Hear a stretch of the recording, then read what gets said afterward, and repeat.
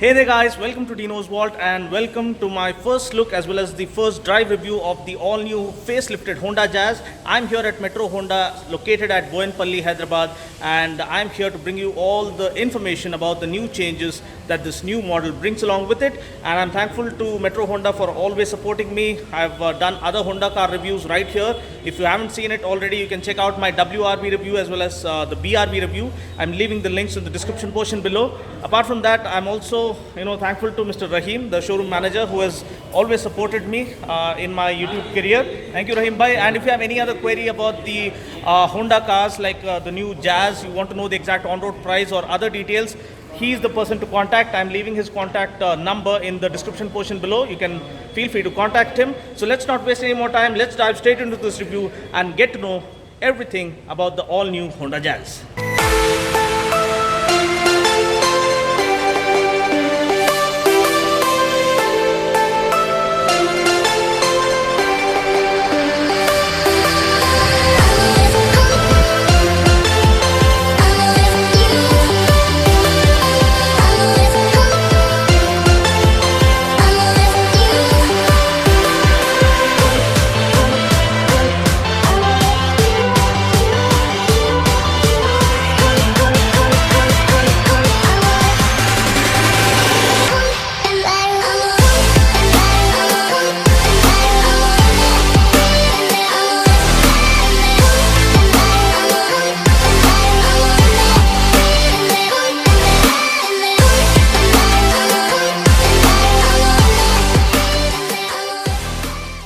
First, let me give you a quick overview of this car. Exterior design is more or less the same, but for a few subtle changes. The first change is the tail lamp layout. We now get an added vertical LED strip on top of the regular setup, which lends the car a more funky look.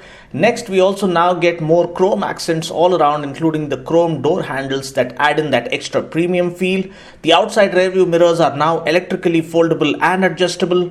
The front grille is more pronounced now with the accentuated black grille that makes the car look more striking. The wraparound headlamps seem to extend just a further bit up into the body than before, which makes the car look more modern and contemporary. The fog lamps come neatly embedded with a honeycomb capsule surrounding them. The alloy wheels do look super cool, but I really wish they came in black just to add in that sporty feel.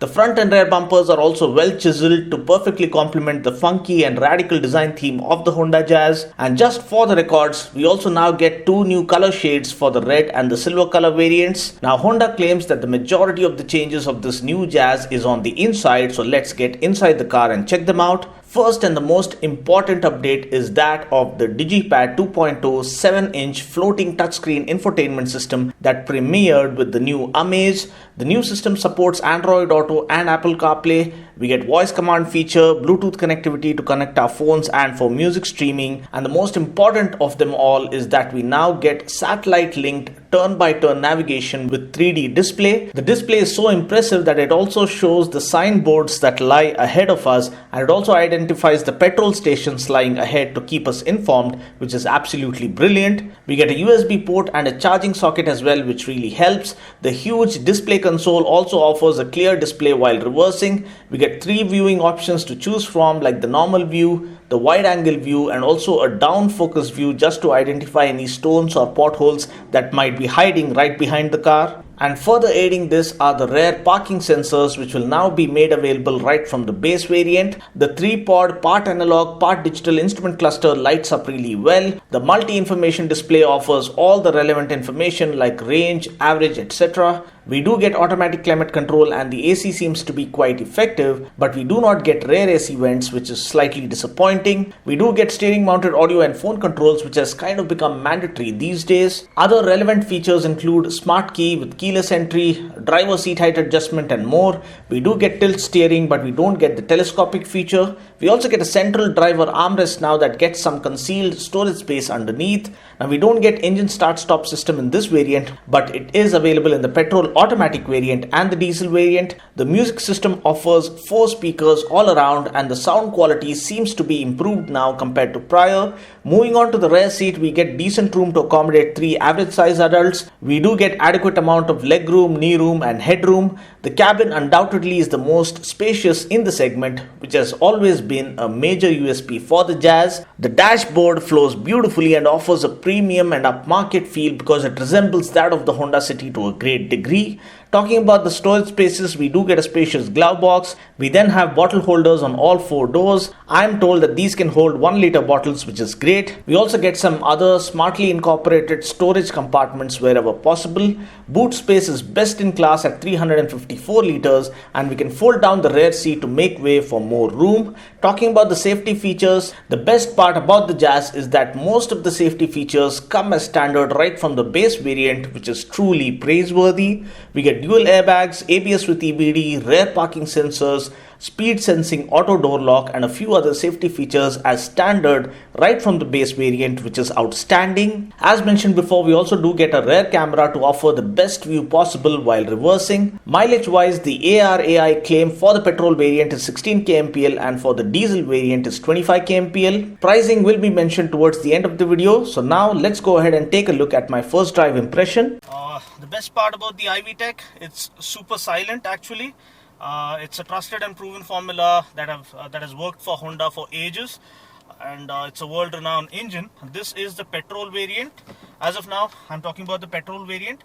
I'll be talking about the diesel variant once the model arrives. So let's get rolling. It's a manual, 1.2 liter, puts out 90 PS of max power and 110 Newton meters of max torque. Comes mated to a 5-speed manual. We also have a automatic gearbox. It's a 7-speed automatic with the paddle shifters. Can you just focus on the rear view camera? Okay, so this is the navigation view, but once we slot it into the reverse gear, you get a nice and proper view of what's happening right behind you. We get a rear camera, we get sensors as well now.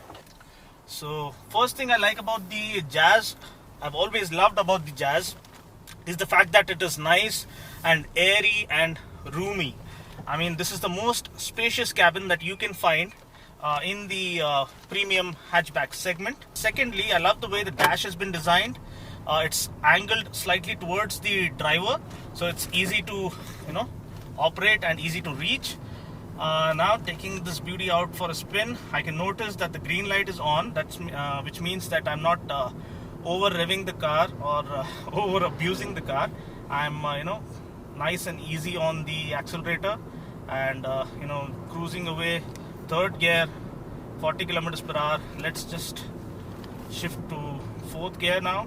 4th gear, and the light has changed to blue, so I believe that's in power mode. Or so long as the light is in green mode, that means you're driving in the economy range. So once the blue light is on, so it's even Steven kind of a thing. So again the green light comes on.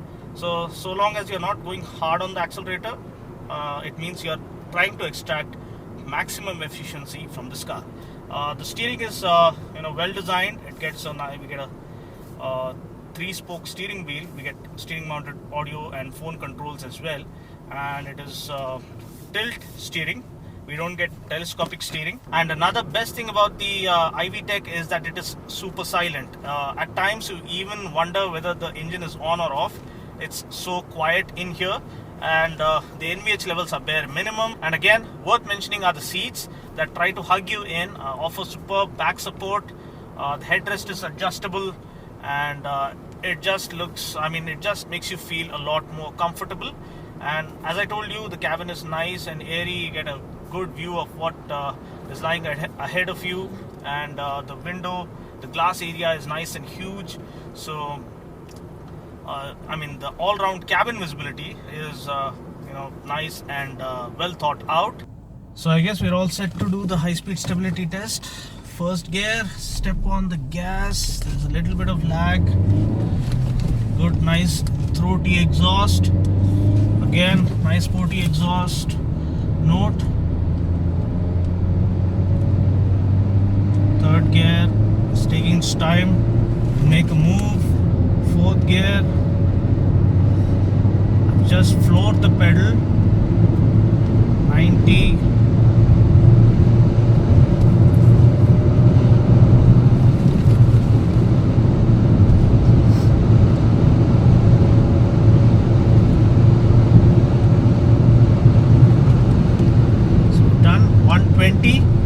we've run out of road, so it is taking its own time, but it is sure-footed and planted.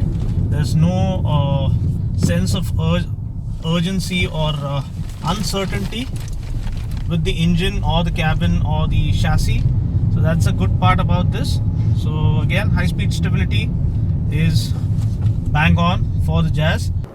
So now I guess it's time for the braking test. We have a speed breaker ahead, so I guess we'll just slam on the brakes now, doing 75 kilometers per hour.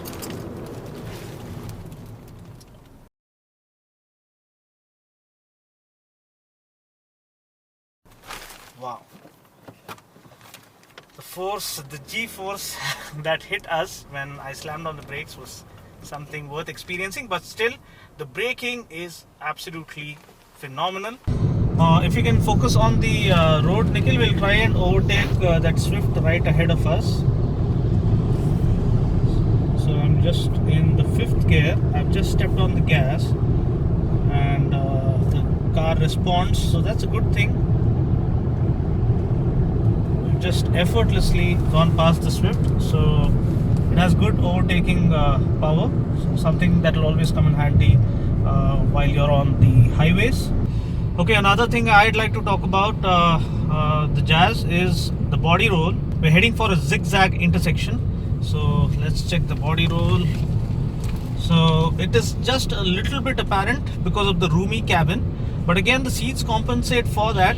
They sort of hug you in, so at least for the driver you don't feel too much of wobble while taking those sharp turns. But there is a bit of body roll because of the roomy and spacious cabin. Another thing I'd like to highlight is the suspension. The suspension is beautifully tuned such that you don't feel a thing in the cabin. No shocks or anything filter through into the cabin, and even at higher speeds the suspension supports the chassis really well to offer superb stability. Okay, another good thing that really impressed me about this car is the clutch feel. The clutch feel is absolutely feather light, so it results in a completely fatigue-free driving experience. Further aiding that is the steering feel, which is light and easy at lower speeds, and at higher speeds it weighs up to give you that extra bit of confidence. The only thing is the gearbox. I was hoping for it to be a little more smooth, but still this is a brand new car. It has just arrived, so I'm going to give it the benefit of the doubt. Maybe with usage the gearbox will ease out and it will become a lot more smoother. So this wraps up my review of the Honda Jazz, the facelifted Honda Jazz. I just hope you found this video useful. Until next time, this is Dino saying ciao. Take care, God bless, and drive safe.